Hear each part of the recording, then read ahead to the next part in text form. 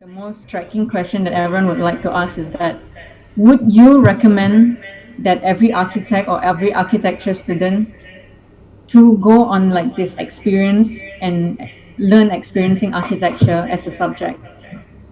Do you think it's a necessity for all architects? Yeah, if you have money, I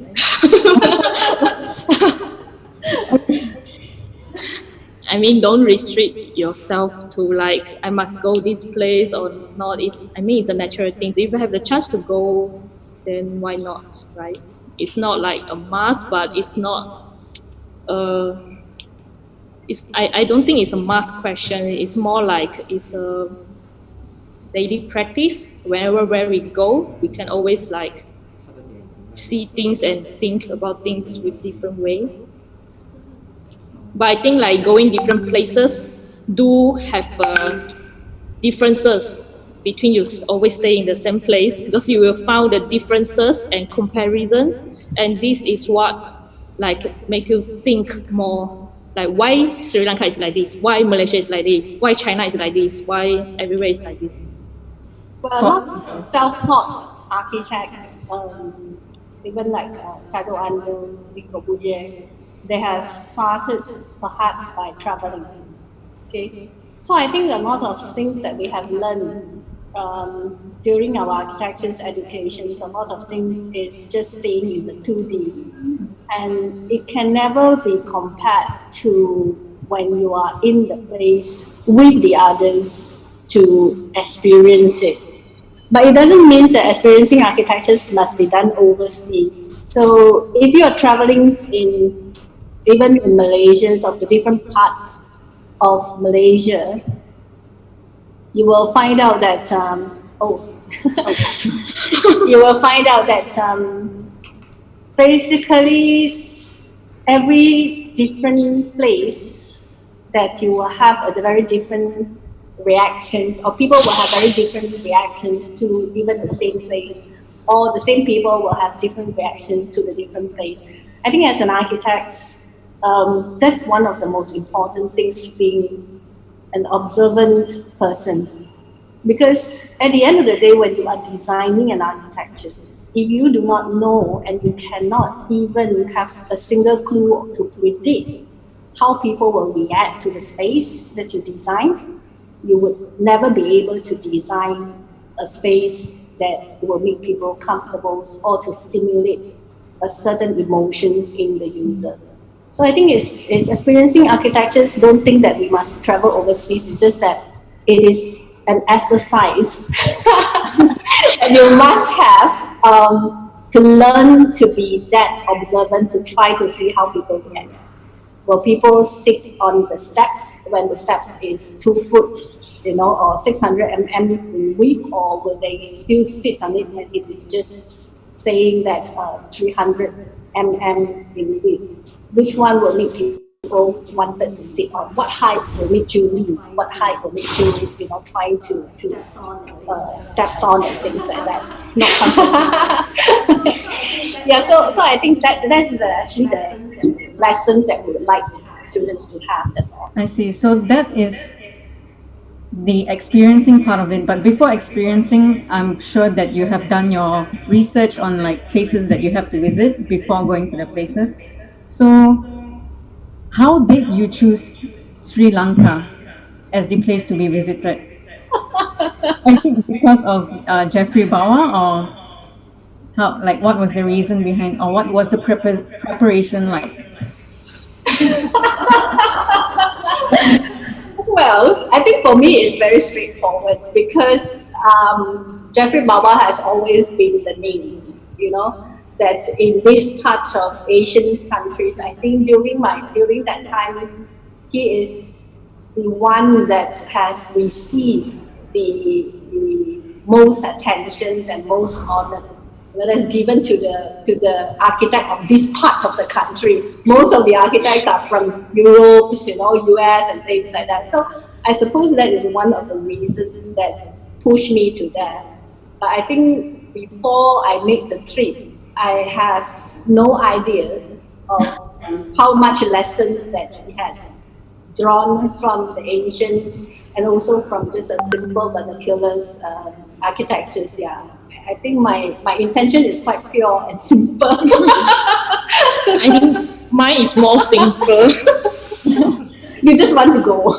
Yeah, I mean the air ticket is nice, then just go. So affordable etiquette. That's why you chose Sri Lanka. um, Most affordable etiquette at the time.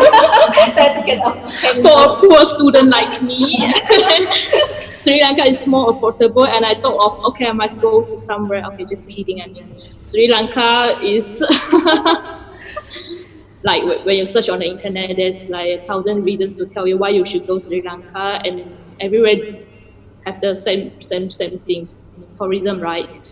But of course, geography power is one of the factors. And but in the following years, I keep like recommend Sri Lanka to all my non-architecture friends as well, because I think like it's a good place for travel alone. Like you can experience it without like worry too much of the restriction or anything. I mean, it's a safe but interesting space for a short getaway if you want a like formal reason like this. I mean, it's a hard question. Like you ask people why you study architecture and why you born in Malaysia.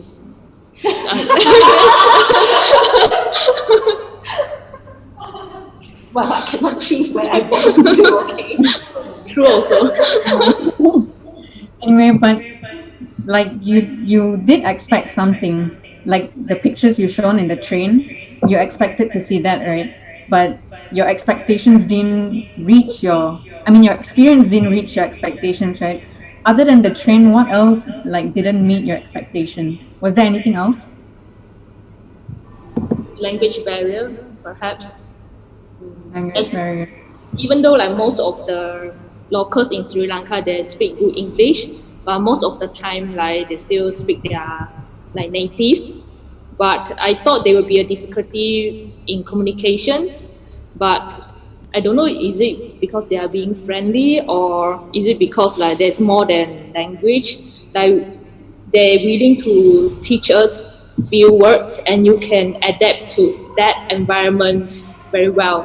Like I still remember the word ayubowan. Ayubowan you can use like for hello and for bye, and you can use it on every person you met on the street. Like, ayubowan, ayubowan, and yeah, there's give you feelings that okay, now I'm also like a local, like walking on the street. I mean, if you say what out of my expectation is that I never thought of like communicate with them with their native language and with locals in this way. I mean, I see. So what about you, Miss Chalini? Well, I don't know, maybe I'm more of a technical person. And somehow because my trips has kind of been tailored into it. So my first intentions when I was drafting out the itinerary is just to start with the most local vernaculars, architectures, and then I move on to ancients, and I move on to modern. So it's actually kind of been curated the way that I would like to see it in a timeline. I suppose the one thing that I feel I didn't manage to see so much of people in their kind of grassroots life like what they have done because they took the public transportations and I didn't. Okay, I must admit that. But one thing that I feel is that while I was in the mud house, they really cook you the very native food. I'm actually a foodie, so yeah, so they cook you very native food, like for example, like they use the barleys to cook the rice, kinds of things like that. Something that is very simple and very unique to Sri Lanka.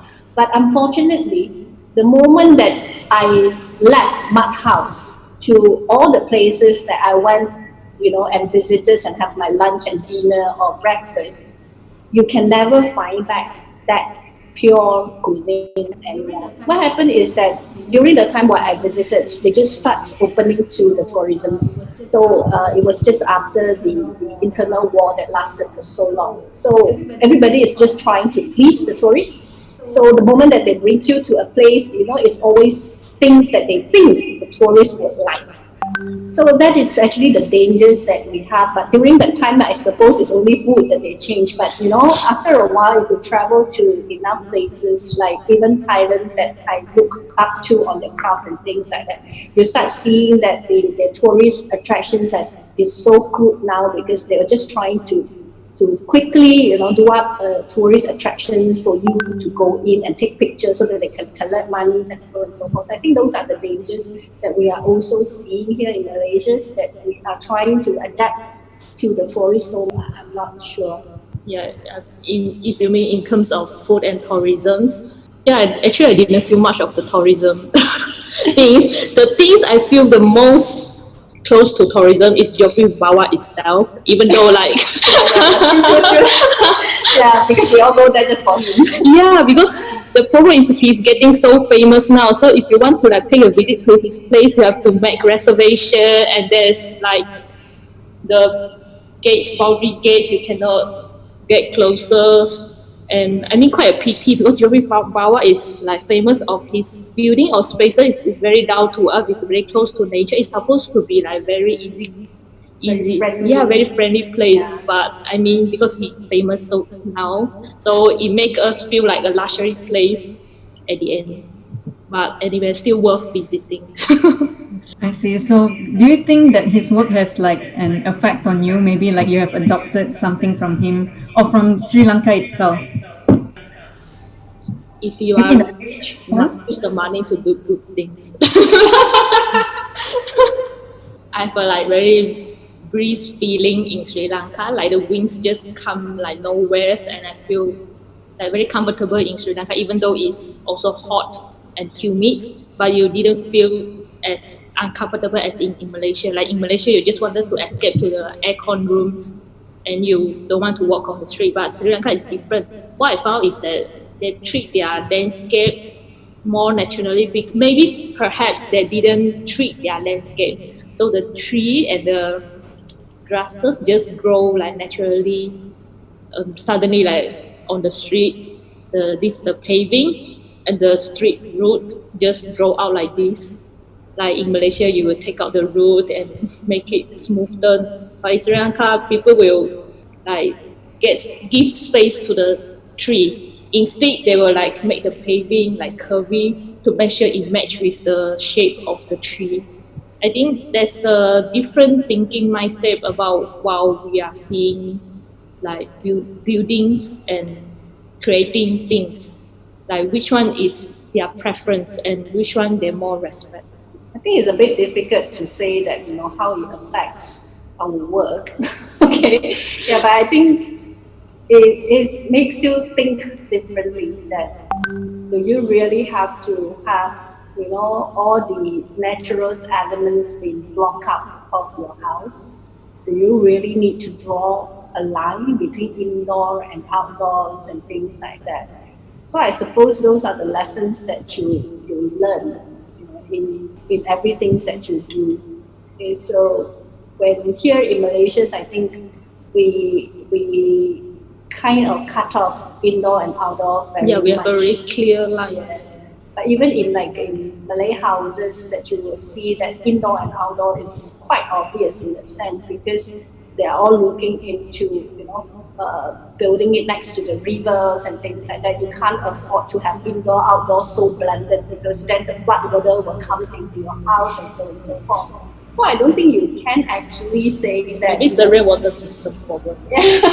So you can't actually say that you can take whatever Jeffrey Bawa did in Sri Lanka here in Malaysia. You can only learn from his attitudes towards the architectures and the coexistence with the nature and see that how it can be relevant here in Malaysia. So I don't think there is one thing that you can just pluck. If you can pluck it out from Sri Lanka and place it in Malaysia, then we cannot call Jeffrey Bawa the master's architect of Sri Lanka.